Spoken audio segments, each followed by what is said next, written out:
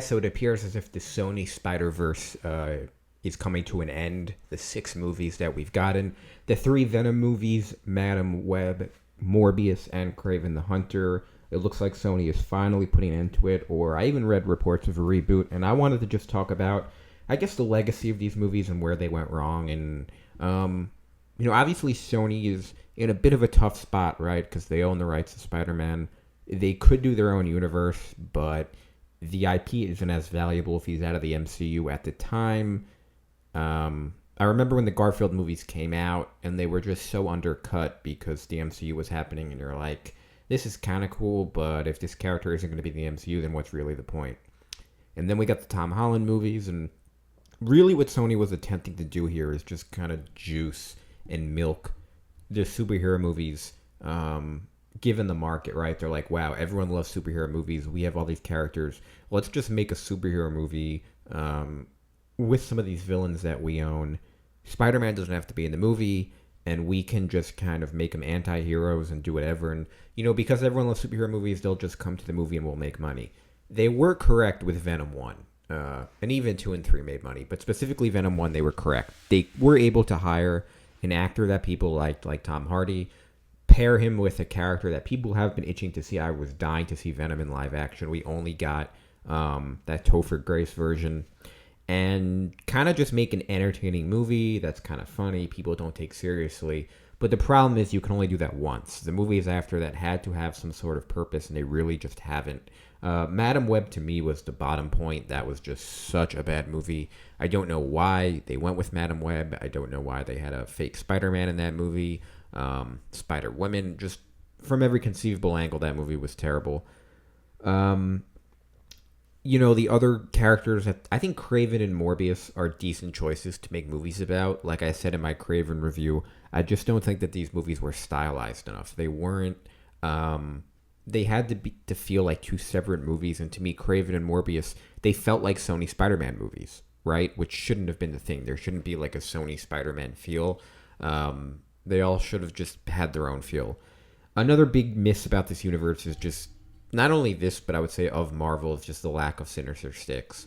If you're going to make this spin-off universe, it should have been very simple. Either you make, a couple of movies about the villains, then you work in Spider-Man with Andrew Garfield. I think it's obvious Andrew Garfield should have been in this universe in some way. You could have had him show up in Far From Home, and then he gets back into his universe, and this is all going on. I think it would have been conceivable. But you had to either make 6 movies, 1 for each villain, and then tie them together in like an endgame situation with Spider-Man, or you do like 3 movies and maybe some of the villains cross over. But to just do 3 Venom movies and then Madam Web, Craven, Morbius, that just doesn't make any sense. You should have made a movie about Rhino. You should have made a movie about Mysterio. You should have made a movie about Craven, which they did. Morbius isn't really a member of the Sinister Six also, which is a problem. Morbius is just kind of like a Spider-Man character, like villain-ish at times, but more of just like a tortured soul. He's not really someone who would be in that crew. So I just think it's disappointing. I still think that you could do a Sinister Six movie, and this is the frustration. We haven't gotten it in almost, there's 3 Tobey movies, 3 Holland movies, 2. So we've gotten 8 movies, and just still no sign of the Sinister Six. We haven't even gotten Hobgoblin, a little bit, I guess, in Spider-Man 3, but not the real version. And, I would, if they're going to reboot this, you got to do Sinister Six. You got to make a movie. My lineup, I guess, Rhino, Mysterio, Doc Ock, for sure, 3. In terms of the other 6, it's tough, but I always liked, you can have the Shocker, you can have